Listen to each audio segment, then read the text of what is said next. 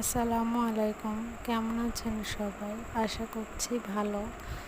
তো মধ্যবিত্ত ফ্যামিলিতে ঈদ পরবর্তী আয়োজন, সামান্য কিছু আয়োজন ছিল, সেটাই আপনাদের সাথে শেয়ার করা। তো আপনাদের সবার ঈদে কার কি মেনু ছিল জানাবেন।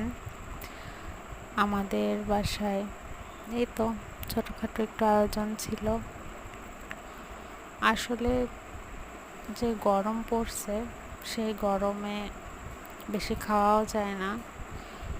আর সবথেকে বড় কথা, যত বেশি পানি জাতীয় খাবার এই সময় খাওয়া যায় আমাদের শরীরের জন্য ততটাই ভালো।